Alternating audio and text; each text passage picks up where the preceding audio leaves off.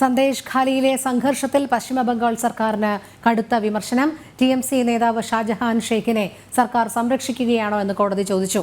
അതോടൊപ്പം TMC അതിക്രമത്തിനിരയായ സ്ത്രീകളെ സന്ദർശിക്കാനെത്തിയ BJP സംഘത്തെ തടഞ്ഞതിലും സർക്കാരിന് കോടതിയുടെ വിമർശനം. വിവരങ്ങളുമായി S. നന്ദഗോപൻ ചേരുന്നു. നന്ദൻ, കോടതി പരാമർശങ്ങൾ എപ്രകാരമായിരുന്നു?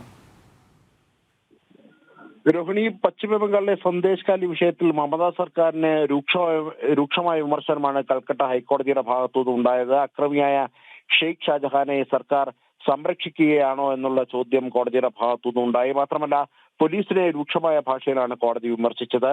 19 ദിവസം മുമ്പ് നടന്ന സംഭവമാണ്. രൂക്ഷമായ അക്രമമാണ് നടന്നത്. കോടതിക്ക് ഇക്കാര്യങ്ങൾ ബോധ്യപ്പെട്ടിട്ടുണ്ട്.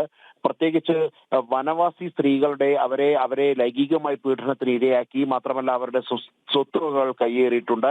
ഇതെല്ലാം കോടതിക്ക് ബോധ്യമായിട്ടുണ്ട്. കോടതി ഇത് സംബന്ധിച്ച വിഷയങ്ങൾ കോടതി ഇത് നിരീക്ഷിച്ചിട്ടുണ്ട്. അതിനാൽ തന്നെ ഷെയ്ഖ് ഷാജഹാന് ഒരു തരത്തിലും ഒളിച്ചോടാൻ കഴിയില്ല എന്ന് കോടതി വ്യക്തമാക്കി.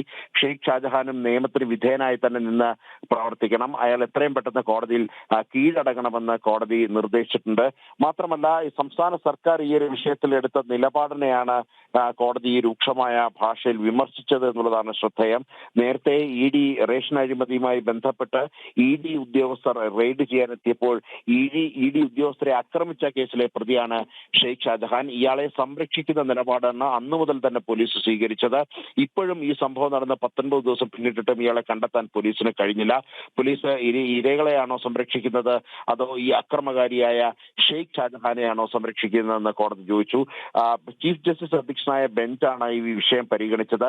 പ്രത്യേകിച്ച് അവിടുത്തെ പ്രതിപക്ഷ നേതാവ് സുവേന്ദു അധികാരിക്ക് അവിടേക്ക് കടക്കുവാൻ വേണ്ടി ഹൈക്കോടതി ഉത്തരവ് നൽകിയിരുന്നു.